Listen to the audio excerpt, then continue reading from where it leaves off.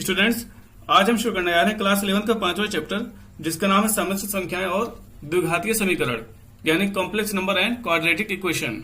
तो आज के इस वीडियो लेक्चर में हम पढ़ेंगे कि सम्मिश्र संख्याएं क्या होती हैं, ये आया कहां से, और हम आयोटा के बारे में पढ़ेंगे। तो चलिए हम आज का लेक्चर शुरू करते हैं। अच्छा, एक चीज हम सबको पता होना चाहिए कि जो वास्तविक संख्याओं का वर्ग होता है, वो चाहे वो धनात्मक हो या ऋणात्मक, हमेशा क्या होता है, धनात्मक ही होता है। मान लो यहाँ पे मैंने ले लिया एक वास्तविक संख्या x और इसका वर्ग, ठीक है, स्क्वायर। अभी मैंने जो बोला कि वास्तविक संख्याओं का वर्ग चाहे धनात्मक हो या ऋणात्मक, हमेशा धनात्मक ही होता है।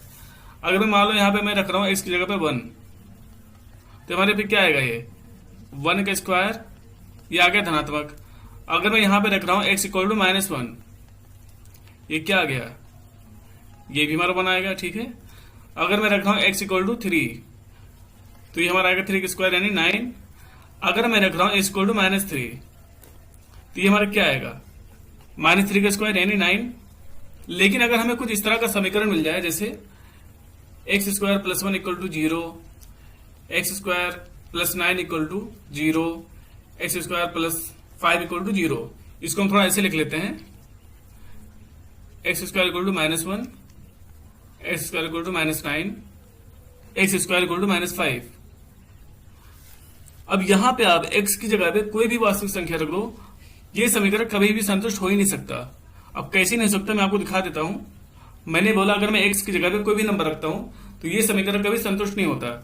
आप देख लो, x की जगह पे रखा मैंने 1, तो ये क्या आ जाएगा, 1 का स्क्वायर इक्वल टू -1, ये हमारा क्या आ जाएगा, 1 इक्वल टू -1। ये कभी सही हो सकता है? नहीं। और अगर इस समीकरण में मैं रखता हूं x equal to -1, 1 equal to -1 आएगा, ये भी हमारा संतुष्ट नहीं है। तो इस तरह से आप इन सब इक्वेशन में आप कोई भी नंबर रख के देख लो, कभी भी ये समीकरण संतुष्ट नहीं होगा। मतलब आप x की जगह पे 1 रखते हो तब भी हमारा -1 नहीं आएगा, अगर मैं -1 रखता हूं तब भी हमारा -1 नहीं आएगा, ठीक है। यहां पे अगर मैं x की जगह पे मान लो 3 रख भी देता हूं, तो हमारा -9 कभी नहीं आएगा। अगर मैं -3 रखता हूं तब भी हमारा -3 का स्क्वायर क्या होता है, 9 होता है, तो भी हमारे -9 के बराबर नहीं आएगा। तो इस तरह से हम कह सकते हैं कि इन सब तरह के इक्वेशन में हम x की जगह पे कोई भी नंबर रख दें, तो हम कभी भी ये समीकरण संतुष्ट नहीं होता। तो हम यहाँ इसको एक सेंटेंस में बोल सकते हैं, ऋण वास्तविक संख्याओं का वर्गमूल कोई भी वास्तविक संख्या नहीं हो सकती। अब मैं इसको थोड़ा सा मॉडिफाई करके लिख देता हूं, क्योंकि मैंने बात यहाँ पे करी वर्गमूल की। तो यहां से हमारा x क्या आ जाएगा, -1 का वर्गमूल। यहां से हमारा x क्या आ जाएगा, -9 का वर्गमूल। यहां से x क्या आ जाएगा, -5 का वर्गमूल। अब मैंने आपको बोल दिया कि ऋण वास्तविक संख्या का वर्गमूल कोई भी वास्तविक संख्या नहीं हो सकती। तो जब ये वास्तविक संख्या नहीं हो सकती, तो ये कौन से नंबर होंगे?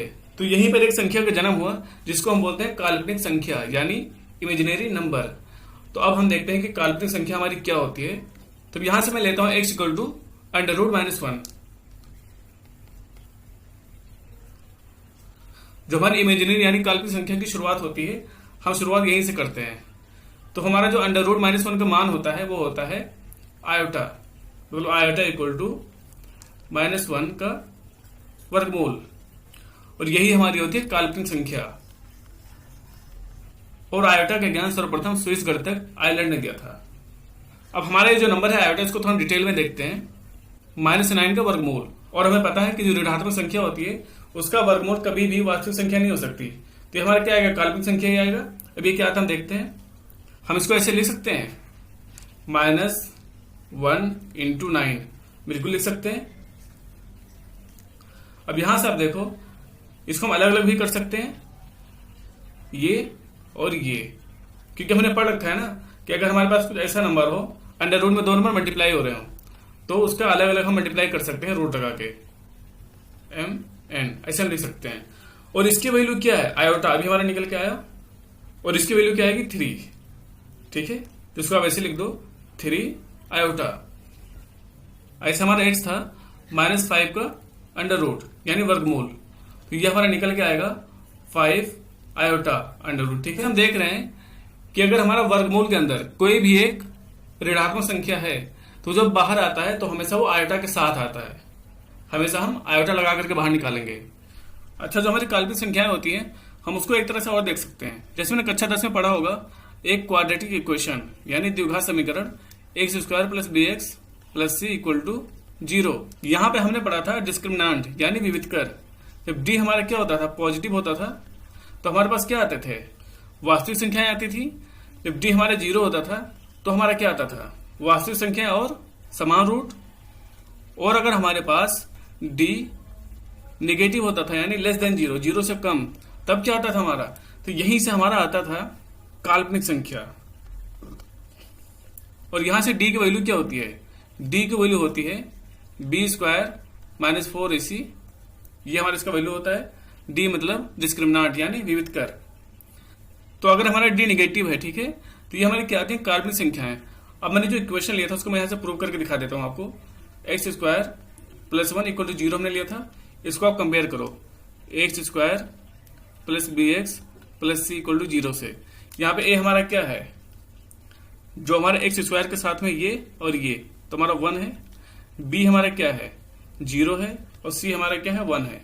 इसका हम निकालते हैं b² - 4ac। तो b हमारा 0, इसका स्क्वायर माइनस 4 × 1 × 1। तो ये हमारे क्या आ गया, यहां से 0 - 4 यानी -4। तो इसका तो कोई फैक्टर बनेगा नहीं। हमारे पास एक फॉर्मूला होता है श्रीधराचार्य का नियम, उससे हम कर लेते हैं। तो वहां से x हमारा क्या होता था, -b + -√b² - 4ac/2a।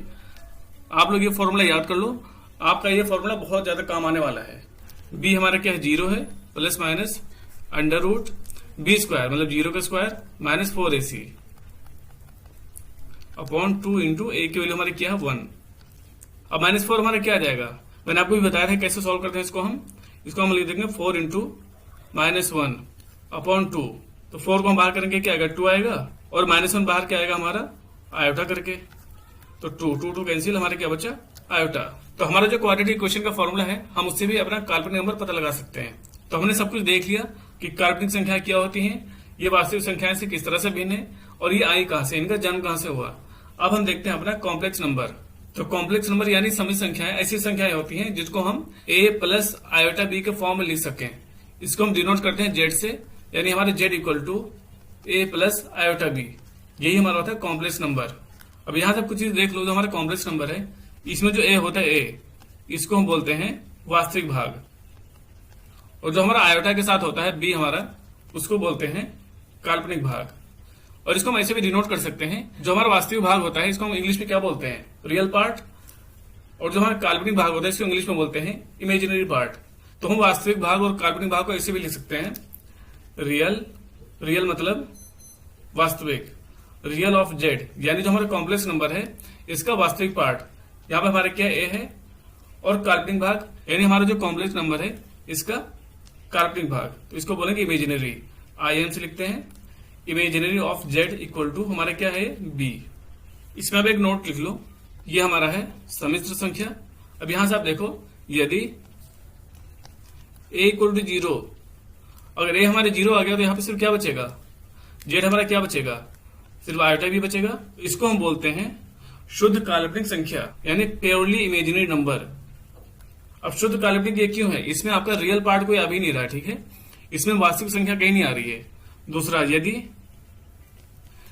b = 0, तो यहां से z हमारा क्या हो जाएगा, a हो जाएगा। और a हमारा क्या है, रियल पार्ट यानी शुद्ध वास्तविक संख्या। अब इसमें जो एग्जांपल दिया हम देख लेते हैं। यहां पे बोला जो z हमारा है वो क्या है, 2 + i/5। तो आप यहां पे बता सकते हो कि इसमें हमारा रियल पार्ट कौन सा है, यानी हमारा वास्तविक भाग, ये हमारा 2, और जहां से हमारा काल्पनिक भाग है वो क्या है, 5।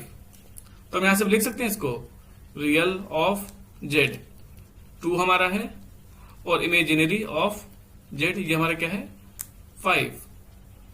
इसमें एक चीज और बोला है कि दो सम्मिश्र संख्याएं z1 = a + i/b और z2 = c + i/d समान होंगी यदि a = c और b = d। इसका कहने का मतलब है कि हमारा z1 = z2 तब होगा जब यहां से a = c, यानी जो रियल पार्ट है इसका, जो वास्तविक भाग है वो वास्तविक भाग के बराबर, और जो काल्पनिक भाग है वो काल्पनिक भाग के बराबर, b = d। तभी हमारा दो कॉम्प्लेक्स नंबर इक्वल हो सकता है, अगर वास्तविक भाग वास्तविक के बराबर और काल्पनिक भाग काल्पनिक के बराबर। यहां से एक एग्जांपल आप देख भी सकते हो, ये हमारा क्या है, 4x + i/3x - y = 3 plus iota minus 6। यहाँ पे हमें एक्स और वाई का मान निकालना है, और एक्स वाई हमारी क्या है, वास्तविक संख्याएं हैं। तो यहाँ से जो हमारा 4x है वो किसके इक्वल होगा, 3 के इक्वल होगा। ये हमारा यहाँ से आया, ठीक है, 4 = 3।